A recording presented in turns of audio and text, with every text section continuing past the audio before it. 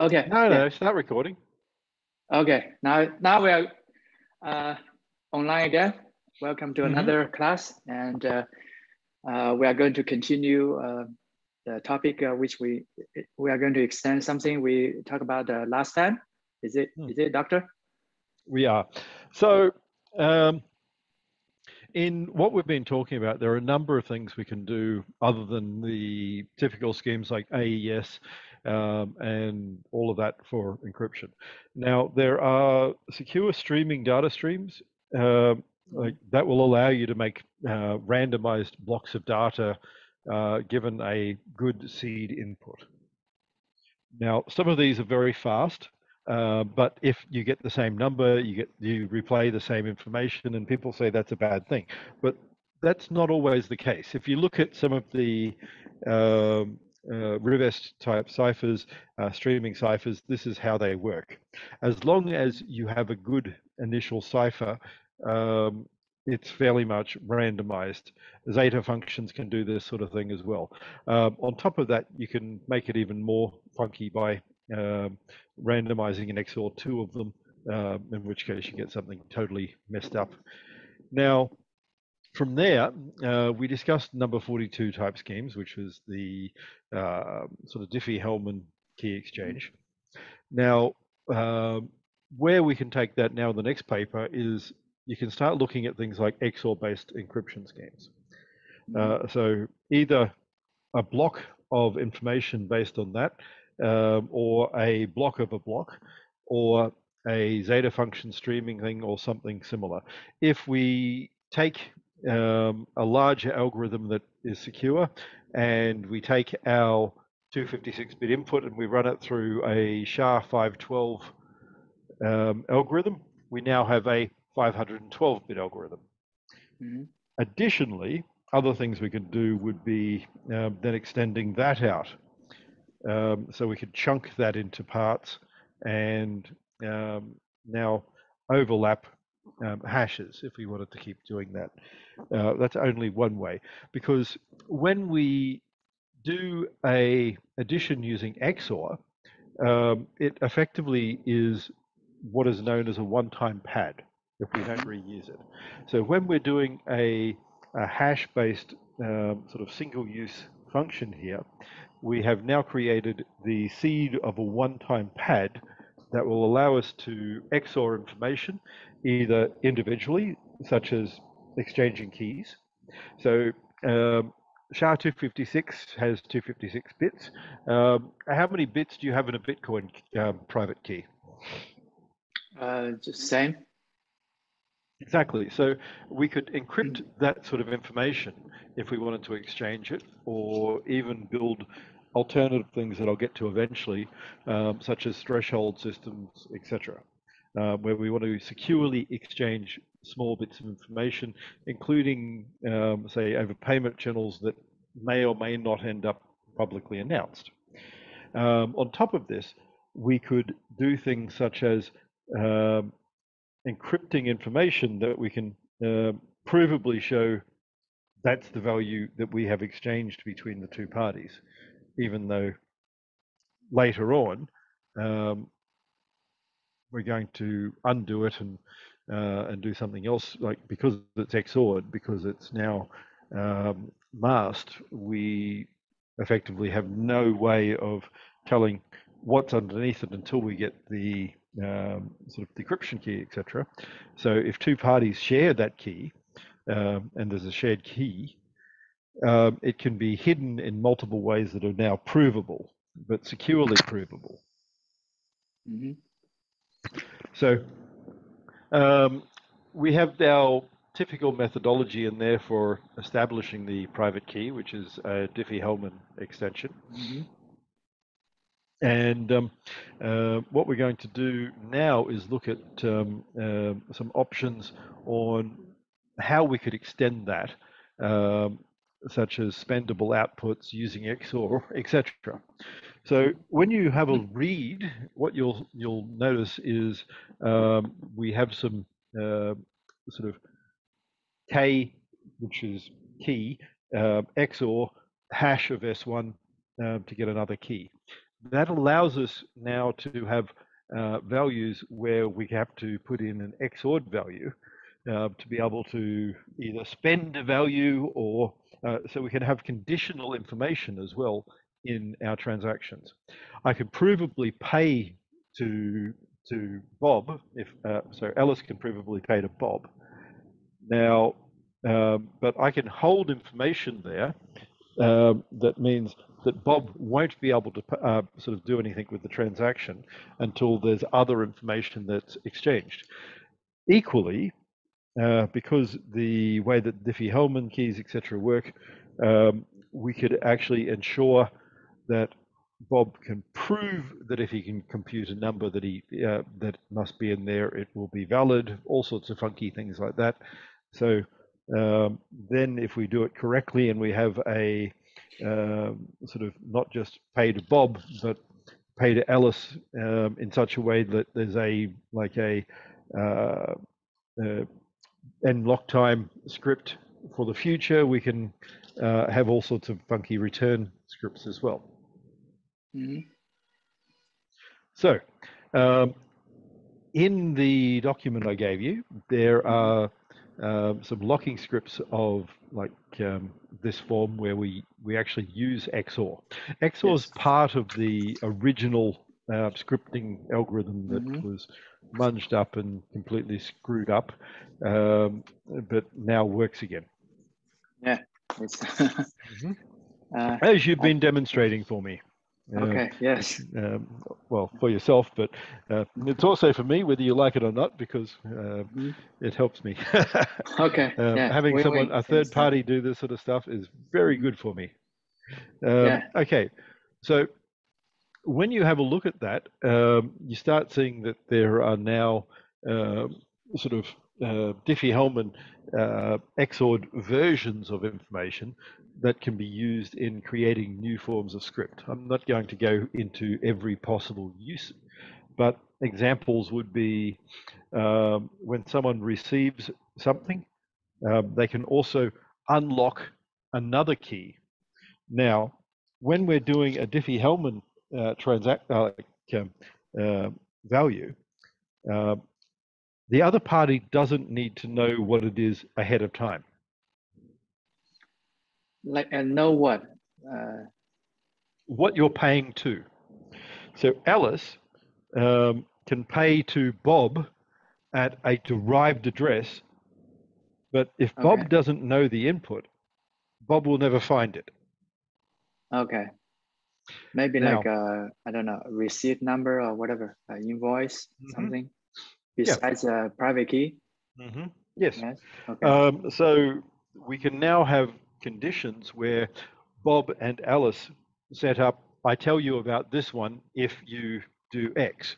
Or I can even prove that I've made payments, but you won't have the information because you won't have the HMAC unlocking key, the sort of the locked XOR value or anything like that until you go through sort of this process that ensures that I've got my goods or something. So it can be both ways. I can have something that if there's a tokenized value of the goods, when it gets delivered and I signed for it, I automatically give information that pays Bob. So basically you are saying only after finishing some like a transaction and some action, then Bob gets to know that some other secret other than his private key, so he can lock the coins, unlock the coins. Okay. So it's a provable way of Bob saying, all right, how do I know you'll pay me? Well, it's been locked away and he knows that on receipt, he will definitively get the unlock key that will allow him to spend his own money. So Alice basically sends money out to an address that Bob will control, but doesn't know about yet in full detail. He can even know where it is, but he doesn't know how to un-XOR it, how to create the thing in full. Then when Bob sends the transaction back and Alice makes an expense or receipts it, that can be enough to actually allow Bob now to have information that he wouldn't have had before, because there can be linked transactions that now that it goes on the blockchain and Alice and Bob know all these things, Alice receipts the goods and Bob basically now has the ability to spend his money. So I'll let you think about that one in more detail, but the main area I want to go into is multi-party communication. Okay. So we just cover like two party, right? Alice and Bob. Correct. Now, there are quite a number of key derivation schemes, and we have some in the paper I've given you there. S2, S3, S4, those sort of things, message generation keys, etc. There's a number of elliptic curve and other symmetric key forms that we've put into that. So I won't go into detail. I'll let you put the paper up and do what you need to do to when you put this up so people can read it themselves. It seems a bit silly, in my opinion, to sit here and read out my paper. Okay. I mean, it's not like the white paper, so let's not do this for every white paper. No, this is much more detailed than the white paper. So you'll find this goes into way more detail than the white paper does. This is a paper for sort of the origins of some of the patents. Now, what I worked out though is we can do block cipher type systems, Festel cipher key matrices, and other methodologies that are invertible for a decryption process will allow us to make very complex, very detailed key schemes. So a Festel cipher key matrix allows us to use only one key S1 to generate a large key process and construct an entire matrice worth of keys. So the process and how it's derived is in the paper there, but effectively we're doing a continuous hash XOR process. Now, XOR, when you XOR and XOR the same thing, of course it cancels. But if you take a hash chain of the XOR, it's different. So how is the original value related to the hash of a value? Yeah, you can only go one way. You cannot go the other way. So when we take the hash of a value and XOR it again, we have a completely different value now. But it's still reversible from XOR. And then when we do the same thing, again, the same. You mean hash? For example, you have an X value, you hash it, and then XOR with itself?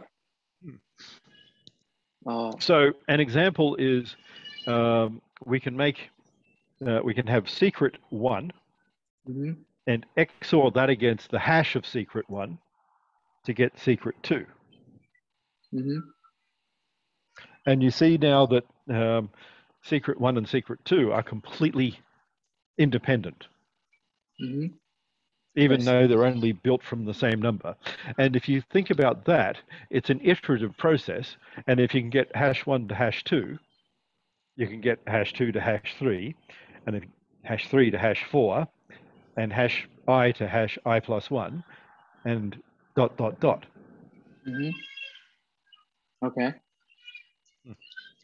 So it allows you to populate any number of sort of computable but random values, which allows you to either create stream ciphers, block ciphers, just XOR entire matrices of values together, encrypt a hard drive, all sorts of funky things.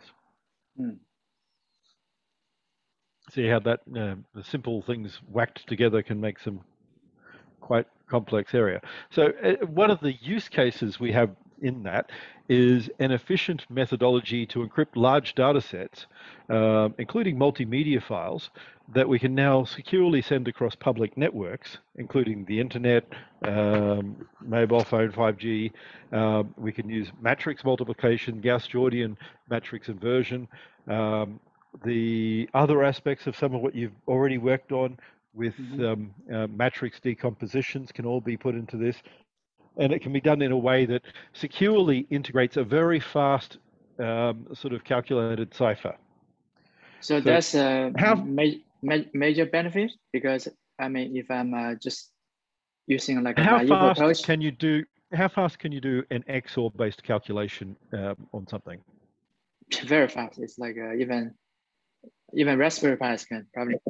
So you can actually build it into hardware, and you can have streaming speed as fast as non-XOR data. But a lot of people don't realize that you can do the processing of the keys off on the side, and as things come in, you can actually effectively stream data at practically no loss.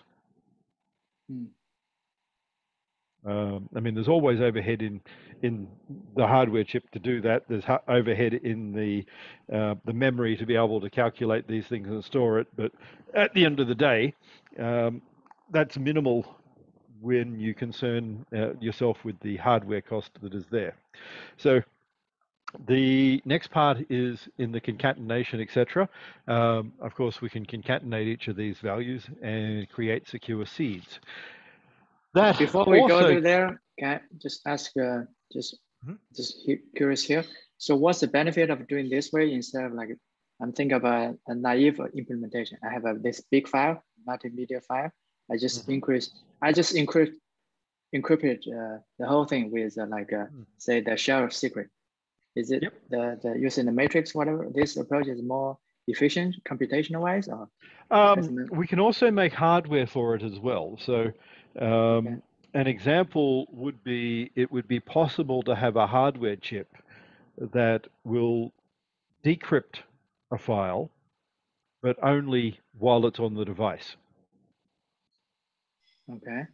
So it will never save things, but it could take the seed that you've given it, and in a device that the user doesn't get to access the data from, could stream, could play videos, could access and view files, etc., without the capability of copying the file.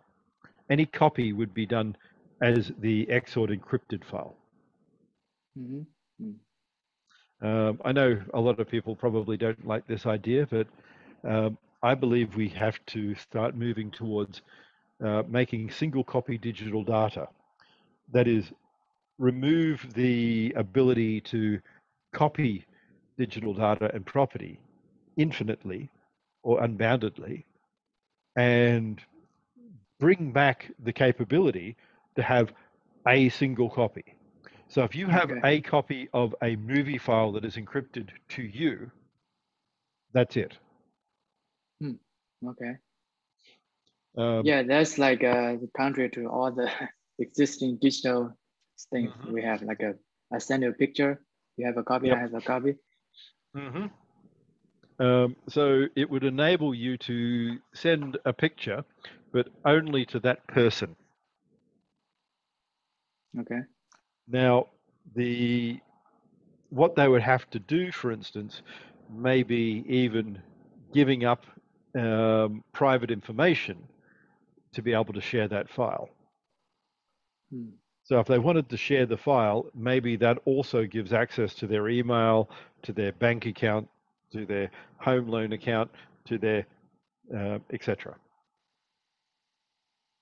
What's the major benefit here? Instead of doing that, just send you a copy, you have a copy, I have a copy? Well, what if I'm selling you an audio file? Okay. I'm selling you the ability to stream a file for a period of time. I can start building hardware and chips that over time will only allow sort of certain types of access and if you buy a movie from Amazon, Mm-hmm. you can watch that movie. Potentially, it could even be sold if Amazon are not the right holder, but like it was a MGM, whoever owns them, probably Amazon now, movie. It could be displayed on any device you have, as long as you have the keys. So even if you bought it from um, Disney or Netflix or anything like this, you would now have the rights to even take that file with you, but only you. Mm-hmm. That's definitely good for like copyright. Hmm,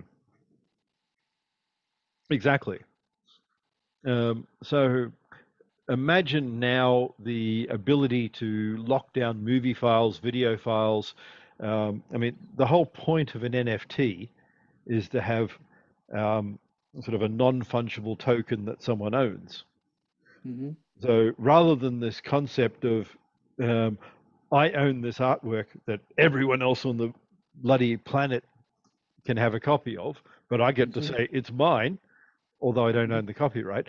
Imagine now that you could actually have the full copyright, complete license, all of the conditions can be built in. Okay. You see, that's what the real NFT should be, right? Not the current. Yes. Yeah. I mean, what an NFT should be and what it is are two different things. An NFT should be scarce. Mm-hmm. So if someone prints out something, and it shouldn't just be a link to a server that everyone and their dog can get to, Mm-hmm. it should be a file that only you can ever access. Hmm.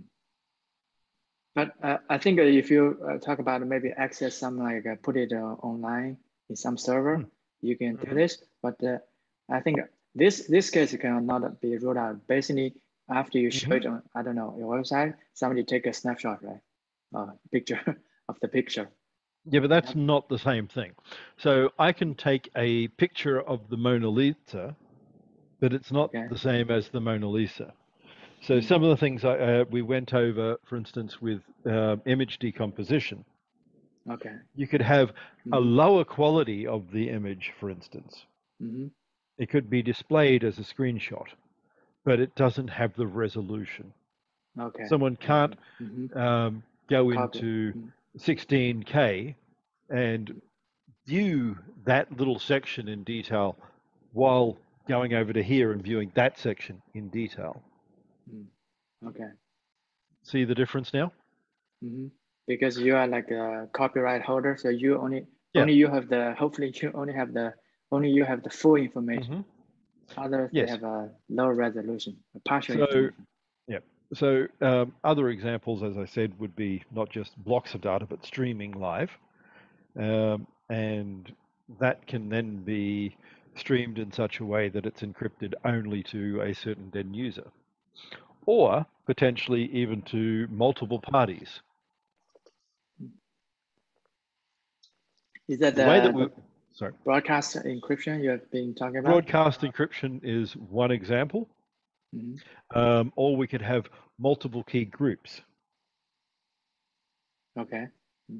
So, um, apart from message authentication, digest like controls, etc., then we can start actually creating what we've termed a blockchain-based message authentication code, Mm-hmm. because Yeah. it's on the blockchain. Don't shoot me. My naming is not the best. Mm-hmm. Very obvious in my naming. I don't come up with Mm-hmm. gimmicky things. It's just blockchain-based message authentication code. Why? Because it's blockchain-based and it's a message Mm-hmm. authentication code. Pretty self-explanatory. So. Yeah. Okay. So Alice and Bob can generate their shared key. We all know that now. Alice secret, Bob etc. Typical process. Now we can take that further.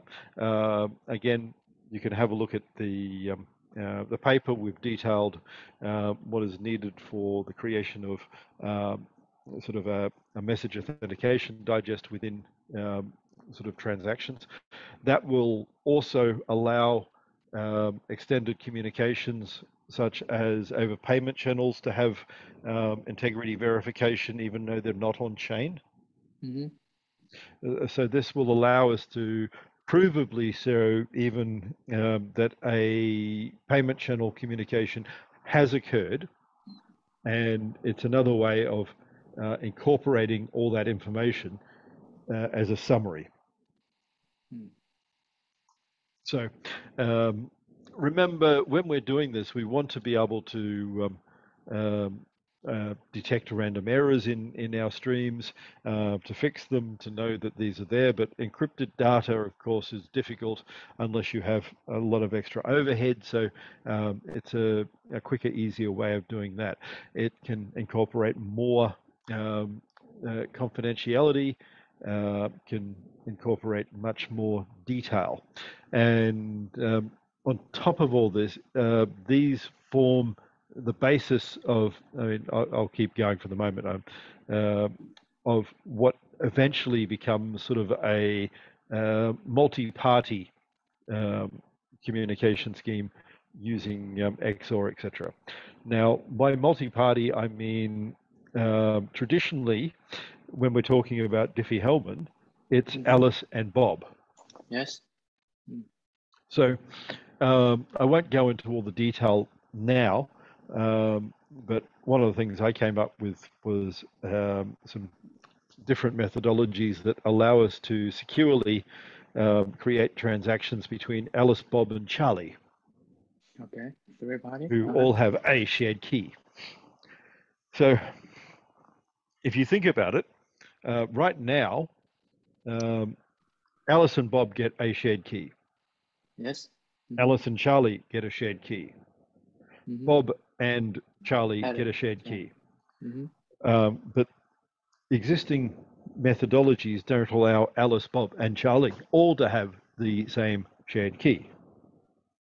Yeah, that's a traditional Diffie-Hellman. Yeah. And there are reasons why you might want groups to all share securely the same key. Okay, for example, in like say three-party communication scheme. Exactly. So right now we have two-party communication, and but people talk about wanting to have secure multi-party communications, where they can all provably say they were all part of an open channel. Then, of course, you can still break off and go, Alice and Bob talk without Charlie and all that sort of fun stuff. But if we want to make an open communication channel where Alice, Bob, and Charlie are encrypted and no one else can get that message unless someone steals the message and decrypts it, which we're not talking about. We're talking about Alice, Bob, and Charlie wanting to be in a secure chat room, as an example. Then what we need is a key that provably all of them can generate, and provably generate the same key. Yeah, this seems to be at least a hard, I think in general is regarded as a hard problem in cryptography here. Yes, except there's actually easy answers, yeah. Okay. So you can start talking about that because we patented it because I'm evil and capitalist. But what we start doing is an amalgamation of keys, the way of saying, like, you can use one key to make another key to make another key, etc. So what we can actually do is XOR schemes where each party can cancel out the other ones. So I'm not going to go into all the detail and trying to explain it. The math is easier, in my opinion, than trying to explain, although other people probably will argue with me. But the notion of what we're doing is it's a exchange between like each of the parties individually, and we can do it as long as we know, like, this is Charlie's key, this is Bob's key, this is my key. We can all do the same process and come out with the same calculation, even though it's non-interactive. Okay. But this paper is when we talk about multi-party communication, is not using the technique you are talking about here. It doesn't go into a lot of detail in here, no, but it is derived on that. So next week I'll go into more detail on how we do this, etc. But for now, I'll start with the key derivation schemes, etc., so that you can work out the underlying fundamentals of what we do.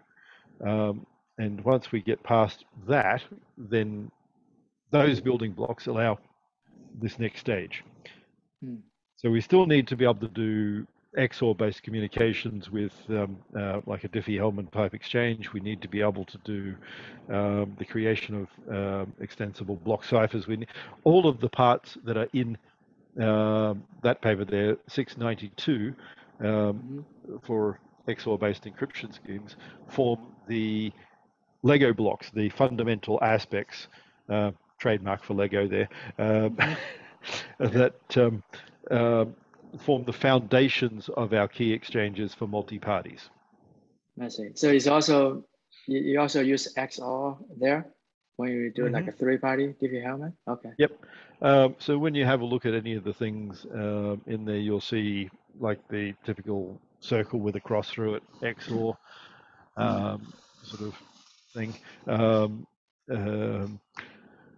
If there's anything such as concatenation, it's described in there. I mean, it doesn't, it's fairly standard in the use. I mean, there's nothing super special in how it's put together. I mean, the mathematics is normal, how you do this sort of math. So XOR shouldn't be that difficult. I know people find it to be, but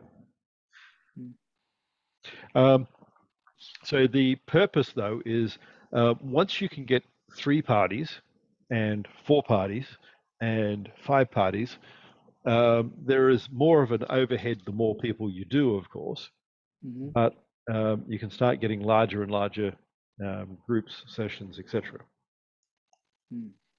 So this, I assume the technique not only applies to 3 parties, you can arbitrary large. You can make it arbitrary, yes.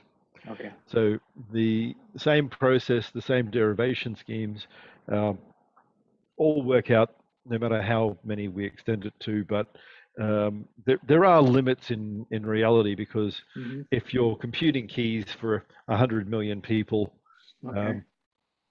one, it is just ridiculous anyway, because if you've got a trust relationship between 100 million people, you don't really have a trust relationship.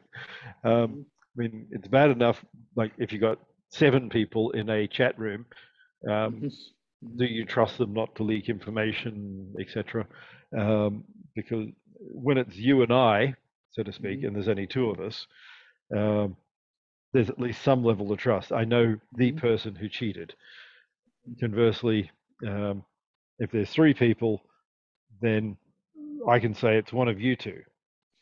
If there's 4 people, I can go, one of you 2 and that person over there. The other starts getting more complex.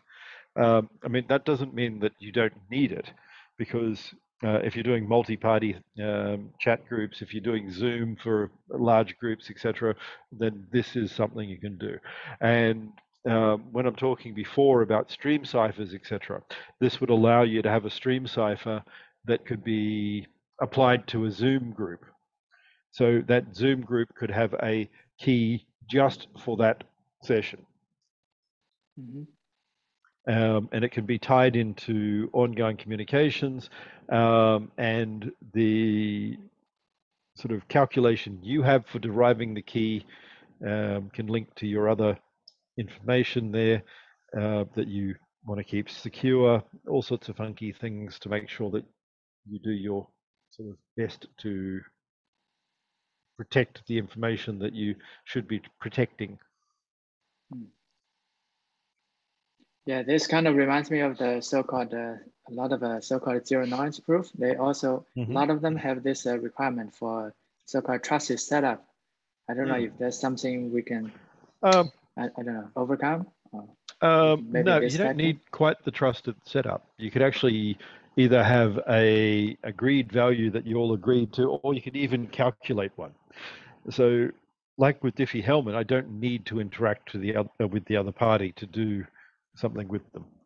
So if you remember the nature of how we discussed, like you could have an invoice-based transaction for, so Bob, Alice can send it to a purchase order or derived address or something like this, and then tell Bob about this is my invoice number, and then Bob can look and get his payment later, or prove that it's there later, or etc.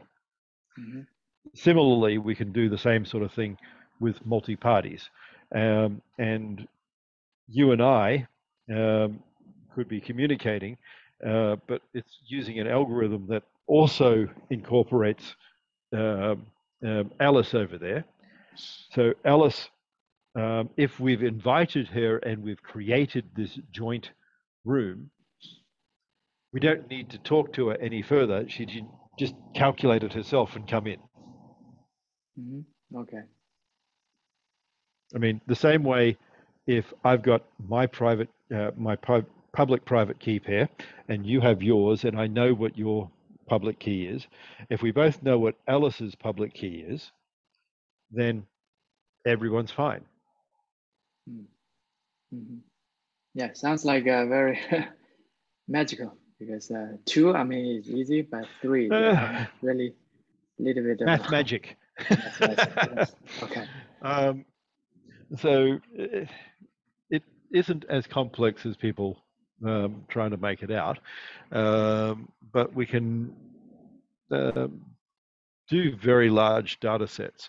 I mean, in the foundational stuff using a Festel cipher key matrix, the input data and the output data, it can be as large as we can imagine, but the complexity grows.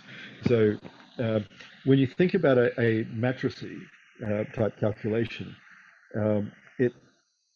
the amount of computation sort of is a two-dimensional addition, because it's a square function. So when we go out and we have 3, now we have sort of 3 minus 1 squared entries. So that's only 4. But when we have 5, we have 5 minus 1, 16. And when we have 10, we have 10 minus 1, 81. So you can see the computational complexity goes up very quickly.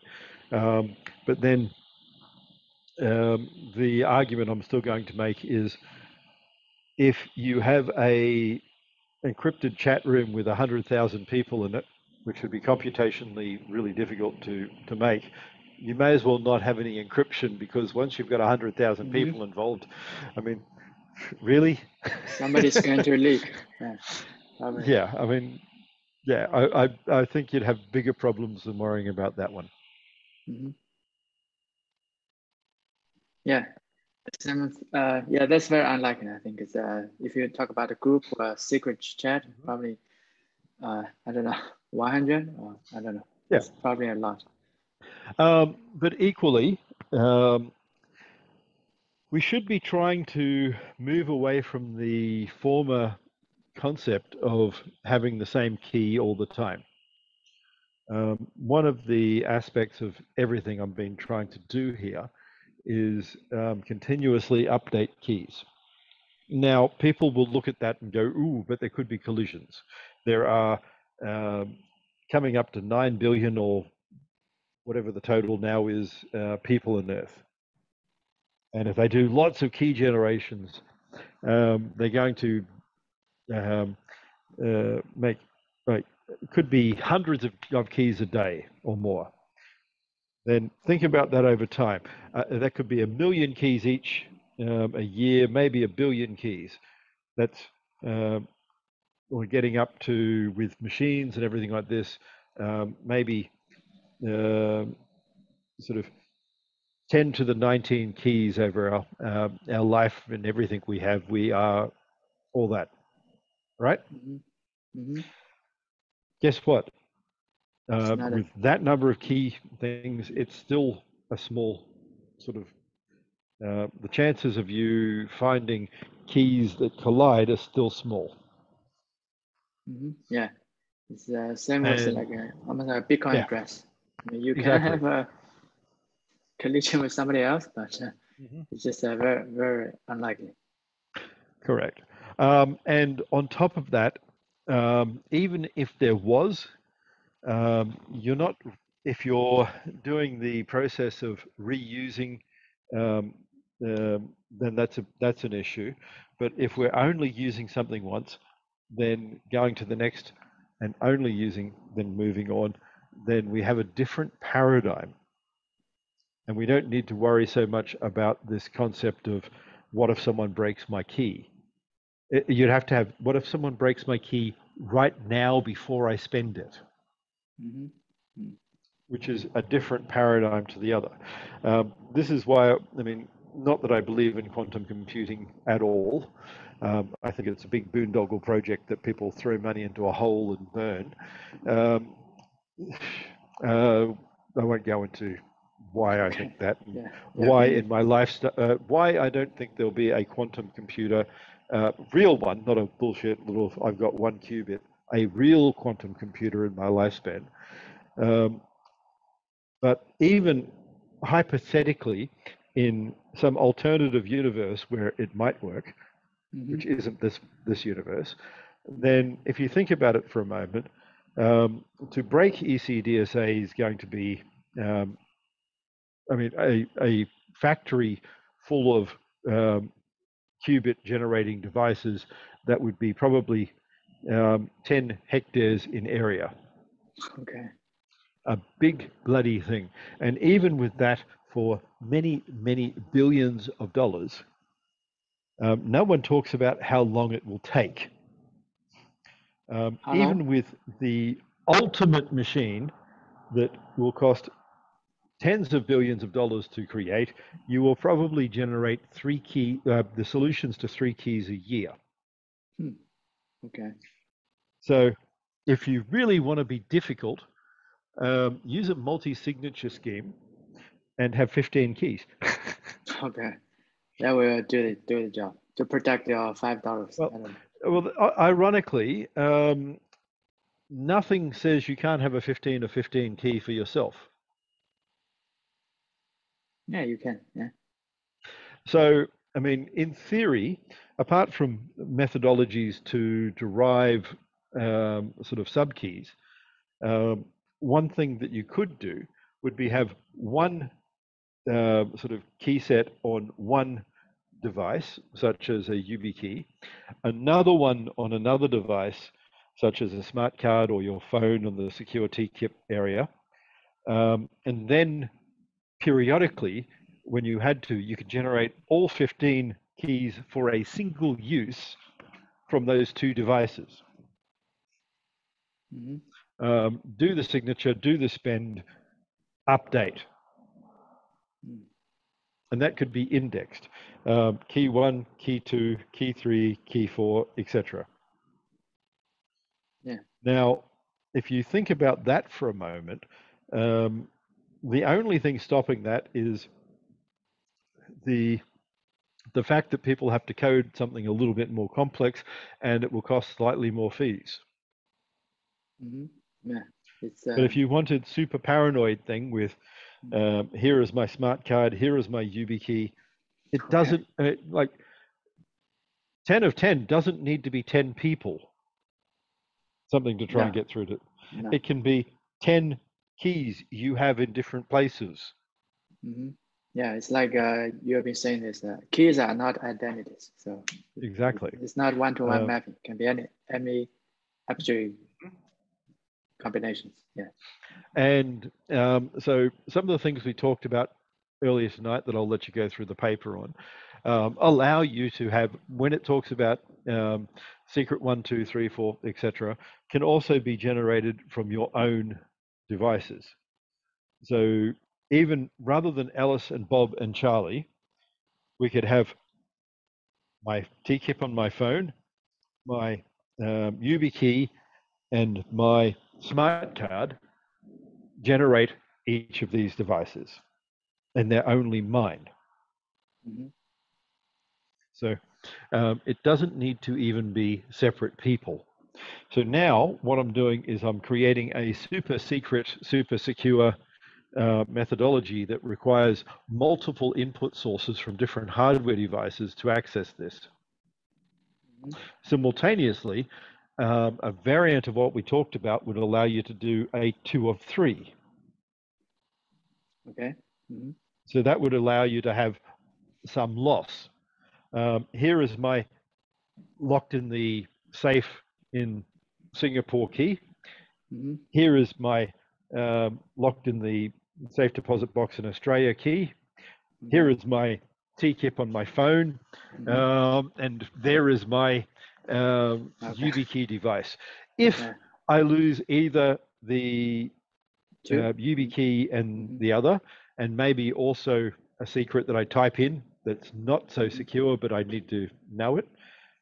So it can be 3 or 5 that way. Then if I lose both the phone and no one's hit me with a wrench and the other device, then I could go have a trip to Singapore and go to a safe deposit box, and go back to Australia and go to a safe deposit box if they let me in and out. Not at this moment, but not at this moment, no. And that would allow you to recover information.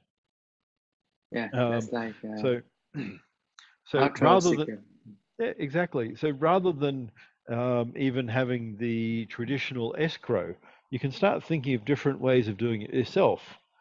Now, if you put something in a safe deposit box, that's generally fairly secure unless, like if you die, someone could drill the safe deposit box and get access, or there are other ways. So that would be an example. So if something happens to me, then this is how you get access, allowing for easier recovery rather than having to pay lots of money for court processors and miners to do all this. This is a so-called threshold signature scheme, is it? Okay. Yeah, it can be, but variants thereof. So let's see. So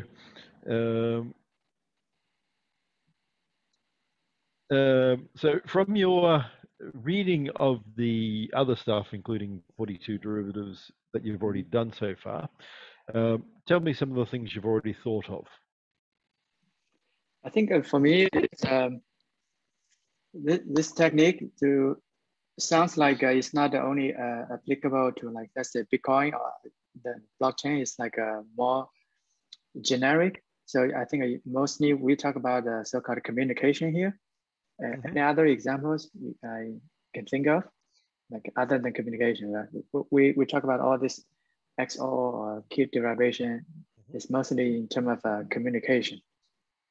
As examples, Alice, Bob, they want to securely exchange messages. But what are the other? This feels to me like a more generic than just saying sending like a. Now I'll give you something else to think about. So you have your public key out there. Okay. Right. I am not using my identity key. I'm using a key and I send you information. That goes onto the blockchain in a payment to your identity key address. What can you do now? You mean this can be directly unlocked by my private key? And not yet. No, just so if we think about DiffieHellman schemes, you don't know who I am at all at the moment. All you do is you receive a calculated address using like 42 type DiffieHellman scheme. What you can do, of course, is you can reverse it backwards. So if you know the Bitcoin address I've paid you from and derive the key from that, which may be done if I include the right information in a transaction, or if I spend, which there are a variety of different things. So you now know a key. You don't know it's me yet. Mm-hmm. You can now do the DiffieHellman type shared secret analysis. That can get you the differential key we were talking about. Differential key. What As does in this mean? the shared secret S by G Okay. can give you a value. So SG plus your key gives a new key, New right? key. Okay. So Yeah. if I've sent something from one of those new keys, you now can work backwards and go, this minus that, Okay. oh, that's Craig. Okay. Oh, okay. You can do the point subtraction instead of doing like a say addition Yes. or multiplication. So Okay. you can actually do a reverse of the Diffie-Hellman process, and everyone else can go, I don't know who this is that is trying to communicate, but you can work out who it is. Okay. So basically you have that's a secret, which is, let's say X times G. If this X is only the secret between you and me, so I know it's of course sent from you. That's how it, okay. Yeah, because it could be key Craig plus shared secret G equals the address I send from. But you can now work out the difference and go, that's Craig's. Of course, we can do the whole hierarchical different address type thing from that. But this allows you now to create a methodology so that my identity remains secret, that you and I know it, you and I can calculate it, but it just looks like a normal address that updates every time on the blockchain. Interesting. Okay. If we add extra information, such as we have, like we encrypt using the shared key, a marker information to do HMAC stuff or invoice data or anything else, what you can now do is take that one step further and implement that other stuff. So what I could now do is send something to your identity type key address, and that could be used by you to go look for a different payment. So I send you a marker transaction of say 1 Satoshi. You read the information and you go, ah, this is the address Craig sent it to. Okay, so you find another transaction. And you go, that's my transaction. You calculate the secret key that you can do, but no one else can, including me. Take your money. And now you have proof it came from me, even though there's no direct interaction. I see. Okay, that sounds like a little bit paranoid about security and privacy, but well, no, it's about privacy. What if? But this way I can actually have evidence and an evidence trail that you and I have been communicating that it's like if the tax people come in, you can go, yes, this is the payment I had from that invoice from Craig. I see. But no one else on the internet gets to know. I see. Yeah, because they don't know the secret, they cannot even associate one transaction with the other. Okay. Yeah. Is this also something just that's already covered by the two papers so far, or is it something? It goes a little bit further, but I'm just trying to expand how you think. Okay. So, but next week I'll go into more detail. I'll send you later, not tonight, but before next week, the next extension on multi-party stuff, and we'll go into more detail on that as well. Alrighty. Okay. Yeah, good to know. I think that's something a lot of people think it is impossible, especially if I talk about the non-interactive. Yeah, I gave up trying to teach people that it's not impossible, and I just went out and wrote the papers and Loaded. did the patents and went, bugger Okay. it. If you're not going to believe me, I'll just own it. Yeah. So well, we'll see what Greg Maxwell says after he watched the next class. There's squiggly lines. He won't get it. Okay. Okay. There's lots of squiggly lines in all the papers here, so I can't dumb these ones down. Yeah, plagiarized. Okay. Somehow it's patent. Okay. No. All right. Alrighty. Okay. Look forward to next week and enjoy the rest of the day. Okay. You too. Have a good evening. Okay. See ya. Okay. See you.